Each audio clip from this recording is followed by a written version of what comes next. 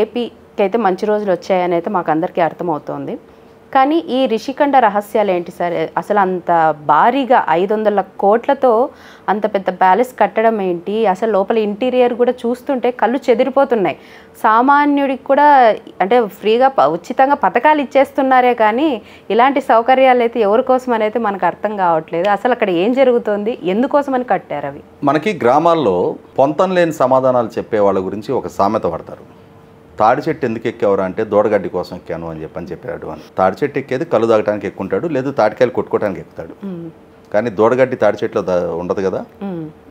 ఈరోజు వైసీపీ నాయకులు, YCP social media వాళ్ళ ప్రభుత్వం ద్వారా జరిగిన తప్పును కప్పిపెట్టుకోవడానికి ఒక అసంబద్ధమైన వాదనను తెర మీదకి తీసుకొచ్చి ఈ అర్థం పర్థం లేని వాదనతోటి వారే ప్రజల్లో పలసనవుతూ ఉన్నారు. గత పక్షం రోజుల క్రితం ప్రజల తీర్పు శరాఘాతంలాగా వాళ్ళకి తగిలినా కూడా ఇప్పటికీ వారిలో పరివర్తన రాలేదనేది స్పష్టమవుతానే ఉంది. జగన్మోహన్ రెడ్డి గారు కానీ, వారి పార్టీకి సంబంధించిన కొంతమంది నాయకులు కానీ, అలాగే వాళ్ళ సోషల్ మీడియా కూడా వారి పాత విధానానికి కట్టుబడే ఏ రకంగా అయితే 2014 నుంచి 19 వరకు, 19 నుంచి 24 వరకు ఒకనాడు ప్రతిపక్ష హోదా అనుభవిస్తున్న సందర్భంగా, తర్వాత తామే స్వయంగా అధికారంలో ఉన్న సందర్భంగా వక్రీకరణ సమాచారంతో ప్రజలను తప్పుదో పట్టించే ప్రయత్నం చేశారు. ఈ మార్ఫింగ్ ఫోటోలు, మార్ఫింగ్ వీడియోలతో కూడిన సమాచారం మాకు అవసరం లేదు, ఈ విధంగా తప్పుదో పట్టించే మీకు 2019 అధికారం దక్కించుకున్నారు, ఇంకొకసారి మీ ప్రచార ప్రలోభానికి మేము బానిసలు కావడానికి, మీ ప్రచార ప్రలోభానికి లోన్ అవడానికి మేము సిద్ధంగా లేము అని చెప్పని ప్రజలకు విస్పష్ట తీర్పు ఇచ్చిన తర్వాత కూడా ఇప్పటికీ వారిలో ఇసుమంతు కూడా మార్పు రాలేదనేది అర్థమవుతుంది. నేను ఆ పార్టీ నుంచి వస్తున్న వాదనలు చూస్తూ ఉన్నా. ఇప్పుడు వాస్తవంగా రిషికొండలో జరిగింది ఏంటి? రిషికొండ కొండ మీద ఆల్రెడీ టూరిజం డిపార్ట్మెంట్కి సంబంధించిన హరిత రిసార్ట్స్ ఉన్నాయి.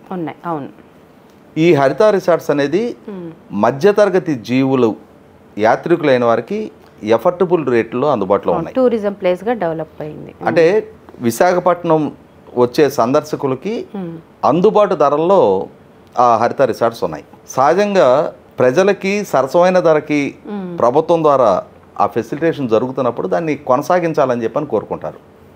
లేదు వాటికి కొంత మెరుగైన వసతులు కల్పించాలి అనుకున్నా కల్పించవచ్చు, దాన్ని నేను తప్పుపట్ట అవసరం. కానీ ప్రభుత్వం ఉద్దేశపూర్వకంగా ఆ హరిత రిసార్ట్స్ని కూలగొట్టేసి కంప్లీట్ డిస్మాంటిల్ చేసి సంవత్సరానికి ప్రభుత్వానికి వస్తున్న ఒక 8 కోట్ల రూపాయల ఆదాయానికి గండి కొట్టారు మొట్టమొదట. కాదంటే కదా సార్, సంవత్సరానికి 30 కోట్లు వచ్చేదంట హరిత రిసార్ట్స్, అక్కడున్న రిసార్ట్స్ వల్ల. అంటే నాకున్న సమాచారం వరకు ఆన్ ఆన్ యావరేజ్ సంవత్సరానికి 8 కోట్ల రూపాయలు ఆ పర్టికులర్ రిసార్ట్ నుంచి హరిత రిసార్ట్స్ ప్రభుత్వానికి ఆదాయం వచ్చేది. మరి సార్ అంటే 8 కోట్ల రూపాయలు రావటం అని అంటే రోజుకి 2 లక్షల రూపాయల ఇన్కమ్, 2.5 లక్షల ఇన్కమ్, సంవత్సరానికి నెలకి దాదాపుగా 75 లక్షలు, సంవత్సరానికి 8-9 కోట్ల రూపాయల ఆదాయం. అంత ఆదాయాన్ని సంపాదించే ఆ రిసార్ట్స్ని కూలగొట్టారు. సరే కూలగొట్టిన తర్వాత వాళ్ళు గ్రీన్ ట్రిబ్యునల్ దగ్గర నుంచి పర్యావరణ అనుమతులు 9.88 ఎకరాలకు అనుమతులు తీసుకున్నారు. ఈ ప్రాంగణంలో మేము నిర్మాణాలు టేకప్ చేస్తాము అని చెప్పని టూరిజం డిపార్ట్మెంట్కి సంబంధించిన నిర్మాణాలు చేస్తున్నామని చెప్పారు. కానీ వాస్తవంగా అక్కడ 9.88 ఎకరాల కన్నా కూడా చాలా ఎక్కువగా కొండను తవ్వేస్తున్నారు. ఇది పర్యావరణ అనుమతుల ఉల్లంఘన జరుగుతుంది. అసలు అక్కడ ఏమి నిర్మాణాలు చేయడానికి కొండని ఇంత ఎక్కువగా తొలుస్తున్నారు అని చెప్పని పర్యావరణ ప్రేమికులు, ప్రతిపక్ష పార్టీలు, మీడియా సంస్థల ప్రతినిధులు అక్కడికి వెళ్ళి చూడాలి అని చెప్పని ప్రయత్నం చేసిన ప్రతి ఒక్కరిని అరెస్టులు చేశారు. ఆపేశారు, ఎక్కడికక్కడ ఆపేశారు. అసలు అంత కట్టుదిట్టమైన భద్రత మధ్య అంత నిర్బంధాన్ని ప్రయోగించి ప్రజల భావ ప్రకటన స్వేచ్ఛను కూడా హరించి, ఎందుకంటే ప్రభుత్వ భవనాల నిర్మాణం జరుగుతుంది, ఏం భవనాలు కడుతున్నారని చెప్పని తెలుసుకునే హక్కు ప్రజలకు ఉంది, ప్రతిపక్ష పార్టీలకి ఉంటాయి, మీడియా సంస్థలకి ఉంటాయి. ఎందుకు అంతటి నిర్బంధకాండ ప్రయోగించారు? మీరు ఈరోజు అవి టూరిజం డిపార్ట్మెంట్కి సంబంధించిన భవనాలు అని చెప్పే ప్రయత్నం చేస్తున్నారు.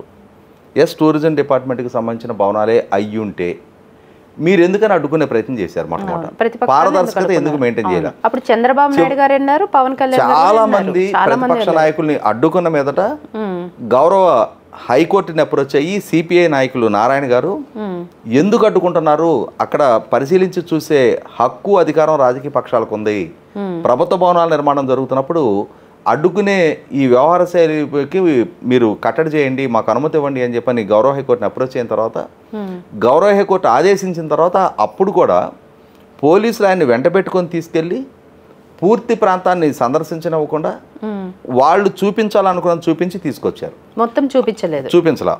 ఆ తర్వాత విశాఖపట్నం టీడీపీ ఎమ్మెల్యేగా ఉన్న వెలగపూడి రామకృష్ణ గారు, అలాగే జనసేన పార్టీ స్థానిక కార్పొరేటర్ పీతల మూర్తి యాదవ్, వీరిరువురు గౌరవ హైకోర్టుని అప్రోచ్ అయ్యారు.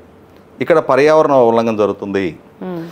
తర్వాత ఇంకోటి ఏం చేస్తున్నారు, ఆ కొండని తొలిచి అక్కడ గ్రావెల్ వస్తుంది కదా, ఆ గ్రావెల్ని కోస్టల్ రెగ్యులేటరీ జోన్ సిఆర్జెడ్ నిబంధనలు అతిక్రమించి బీచ్లో డంప్ చేస్తూ ఉన్నారు. బీచ్లో సో అది సిఆర్జెడ్ నిబంధనలు అతిక్రమించడం, ఇక్కడ గ్రీన్ ట్రిబ్యునల్ ఇచ్చిన ఆదేశాలని ఉల్లంఘించి అనుమతులు ఉల్లంఘించి కొండను తవ్వుతూ ఉన్నారు.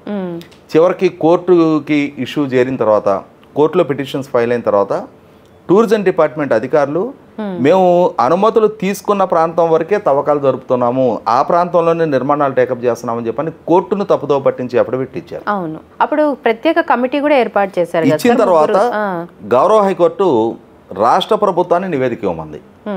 రాష్ట్ర ప్రభుత్వం ఏం చేస్తారు, పిల్లికి ఎలిక సాక్ష్యం అన్నట్టుగా వాళ్ళు చేస్తున్న తప్పుకి వాళ్లే సర్టిఫై చేసుకుంటా ఏం జరగట్లేదని కోర్టుకి తప్పుడు నివేదికలు ఇచ్చారు. తిరిగి మళ్ళీ కోర్టుని అప్రోచ్ అయిన తర్వాత అప్పుడు కోర్టు కేంద్ర ప్రభుత్వ అధికారులని పర్యవేక్షించి రిపోర్ట్ ఇవ్వమంది.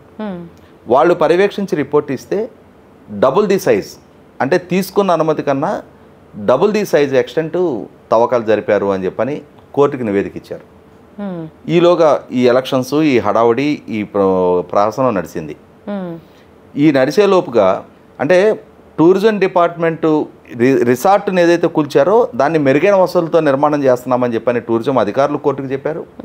టూరిజం మినిస్టర్గా ఉన్న రోజా గారు, ఆమె జగన్మోహన్ రెడ్డి గారు విశాఖపట్నంలో పరిపాలనా రాజధాని పరంగా ఆయన క్యాంపు చేయాల్సి ఉంది కాబట్టి ఆయన నివాసం ఎంపిక చేయటం కోసం ఒక 3-man కమిటీ వివిధ ప్రాంతాలు పర్యటించి పర్యవేక్షించి దీన్ని సెలెక్ట్ చేశారు. దీన్ని కనుక క్యాంప్ ఆఫీస్గా అడిగితే టూరిజం డిపార్ట్మెంట్ తరఫున మేము ఇవ్వడానికి సిద్ధంగా ఉన్నామని చెప్పారు. అంటే సీఎం గారు అడిగితే ఇస్తాం, అడగకపోతే రిసార్ట్గా కంటిన్యూ చేస్తామని చెప్పని. ఓకే, అప్పుడు ఆవిడ పర్యాటక శాఖ మంత్రిగా ఉన్నారు. పర్యాటక శాఖ మంత్రి ఒకటి. బొత్స సత్యనారాయణ గారు స్వయంగా ప్రభుత్వ భవనం మేము దేనికైనా వాడుకుంటాం అని చెప్పని ఆయన బాహాటంగా బరితెగింపుగా స్టేట్మెంట్ ఇచ్చారు. మంత్రి హోదాలో ఉన్న గుడివాడ అమర్నాథ్ తను అదే బరితెగింపు ప్రదర్శించి అదే రకమైన స్టేట్మెంట్ ఇవ్వడం చూసాం మనం. తర్వాత ఇప్పుడు వాళ్ళ అధికారం పోయిన తర్వాత ఇప్పుడు అక్కడికి వెళ్ళి అసలు ఏం నిర్మాణం చేసి ఇంత రహస్యం మెయింటైన్ చేశారు, కనీసం మాత్రపు ఎంట్రీ లేకుండా ప్రజలకి ఎందుకు ఇంతగా రెస్ట్రిక్ట్ చేశారు అని చెప్పని అక్కడికి వెళ్ళి పరిశీలించి చూస్తే తేలింది ఏంటి అంటే ఓవరాల్గా 1,40,000 అడుగులు నిర్మాణం జరిగింది. ఈ 1,40,000 అడుగుల నిర్మాణంలో 7 బ్లాకులు నిర్మాణం చేశారు. 3 బ్లాకులు పూర్తి స్థాయి నివాస భవనంగా మార్చారు, అంటే క్యాంప్ ఆఫీస్ లాగా లేదు. మిగిలిన 4 బ్లాకులు వచ్చేటప్పటికి ఆఫీస్ స్పేసెస్ కింద నిర్మాణం చేశారు. అంటే వీటిలో ఎక్కడా కూడా టూరిజం రిసార్ట్కి ఉండాల్సిన బేసిక్ లక్షణాలు లేవు. ఇప్పుడు ఒక టూరిజం రిసార్ట్ ఉంది, విశాఖపట్నం పర్యటనకు వచ్చిన యాత్రికులు వాళ్ళు తాత్కాలికంగా వసతి ఏర్పాటు చేసుకోవాలి అని అంటే 3 ఆప్షన్స్ ఉంటాయి. ఒకటి, మనం కొంచెం తక్కువ స్తోమత ఉన్న వాళ్ళం ఒక రూమ్ బుక్ చేసుకుంటాం, కొంచెం స్తోమత అధికంగా ఉంది ఒక సూటు బుక్ చేసుకుంటాం, ఇంకొంచెం స్తోమత అధికంగా ఉంది ఒక ఇండివిజువల్ కాటేజ్ బుక్ చేసుకుంటాం. అంతేగాని ప్యాలెస్ మొత్తాన్ని హైర్ చేసుకునేంతటి స్తోమత ఎంతమందికి ఉంటుంది? పైగా అక్కడ నిర్మాణం చేసింది మనం మాట్లాడుకున్న ఈ 3 కేటగిరీస్లో దేన్ని నిర్మాణం చేయాల. అక్కడ 12 బెడ్రూమ్లు ఉన్న ఒక ప్యాలెస్ నిర్మాణం చేశారు. దానికైన ఖర్చు 452 కోట్ల రూపాయలు కేవలం నిర్మాణం కోసం ఖర్చు పెట్టారు. ఇవాళ అందరూ 400 అంటే ఇంక్లూడింగ్ నేను ఇందాక రిపబ్లిక్ టీవీలో అర్ణవ్ గోస్వామి డిస్కషన్ కూడా చూశాను. ఎవరు మాట్లాడుకున్నా ఈ 452 కోట్ల గురించి మాట్లాడుకుంటున్నారు. కానీ గీతం యూనివర్సిటీ పక్కన ఉంటుంది రుషికొండ. ఓవరాల్గా 60 ఎకరాల విస్తీర్ణంలో ఉన్న కొండ అది. దాంట్లో 20 ఎకరాలు తవ్వేసి ల్యాండ్స్కేపింగ్లు చేసి ఈ బిల్డింగ్లు కట్టారు. అక్కడ భూమి ఖరీదు ఎంత ఉంది? అవును, భూమి గురించి ఎవరు మాట్లాడటం అసలు భూమి ఖరీదు భూమి ఖరీదే ఎక్కువ ఉంది అక్కడ. ఆ భూమి ఖరీదు గురించి కూడా మాట్లాడాలి కదా, అది కూడా యాడ్ చేయాలి కదా. భూమి మీద కదా బిల్డింగ్ కట్టింది, ఆ భూమి వాల్యుయేషన్ కూడా యాడ్ చేయాలి కదా. వీటికి తోడు ఇదే జగన్మోహన్ రెడ్డి గారికి ఒక సన్యాసి ఒక సలహా ఇచ్చా అంట. నువ్వు విశాఖపట్నంలో ఎత్తైన కొండ మీద ఒక భవనం కట్టుకొని నువ్వు నీ భార్య కాపురం ఉండి, నీ కాళ్ళ కింద విశాఖపట్నం ఉండి, నీకు అభిముఖంగా సముద్రం ఉంటే రాబోయే 30 సంవత్సరాలు నువ్వే ఈ రాష్ట్రాన్ని పరిపాలిస్తావని చెప్పని ఈ సలహా చెప్పినందుకు ఆ సన్యాసికి ప్రభుత్వం గురుదక్షిణగా 15 ఎకరాల భూమి కట్టబెట్టింది. ఎక్కడ సార్? విశాఖపట్నం బీచ్లో గిఫ్ట్గా. ఆ భూమి ఖరీదు ఒక్కొక్క ఎకరం 15 కోట్లు, అంటే 225 కోట్లు ఖరీదు చేసే భూమి గురుదక్షిణగా ఇచ్చారు. ఎందుకు ఇచ్చారో తెలుసా?